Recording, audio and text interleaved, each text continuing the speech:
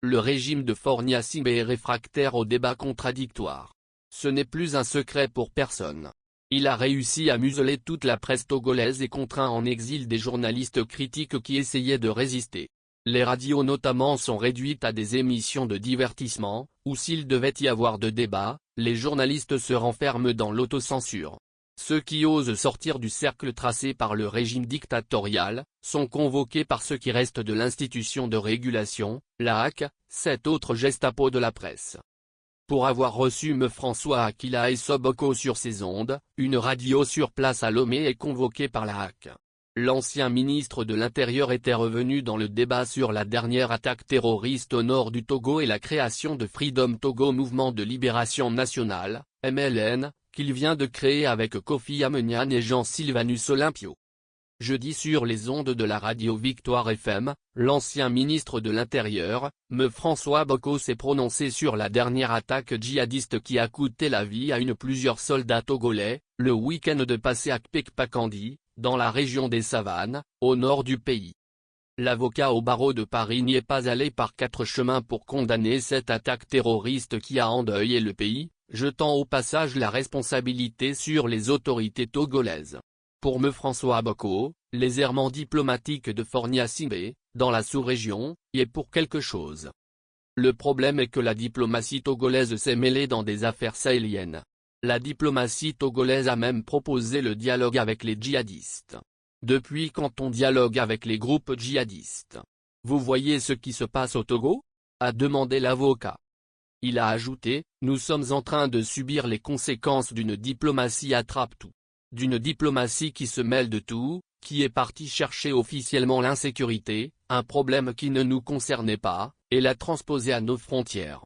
Il faut que nos autorités arrêtent de faire mazé-mazé, note de la rédaction, faire voir, en Ewe, dans la diplomatie. Il cite également l'affaire de la saisine par les autorités togolaises dans le nord du pays, des têtes de bœuf, qui, selon lui, appartiendraient à des groupes djihadistes qui ont décidé de nous régler des comptes. Le vice-président de Freedom Togo Mouvement de Libération Nationale, MLN, invite l'État à revoir le dispositif de sécurité. Nos forces de défense n'ont pas d'équipement adéquat. Les chars et les équipements blindés qui ont été payés à grands frais par nos impôts, sont stockés à la garde présidentielle. Parce que Fornia-Simbe craint que s'il les met à la disposition de l'armée, ces équipements peuvent se retourner contre lui, a-t-il analysé.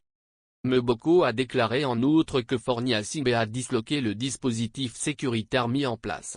Il faut revoir le dispositif. Donner les moyens à ce dispositif. Il faut également un dispositif de renseignement avancé dans l'espace territorial de l'ennemi.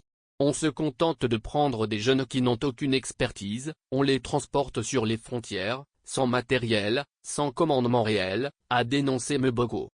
L'opposant en exil qui dit suivre près l'évolution de la situation sécuritaire au nord du pays, reproche aux autorités togolaises de ne pas rendre des hommages mérités aux soldats tombés sur le champ d'honneur.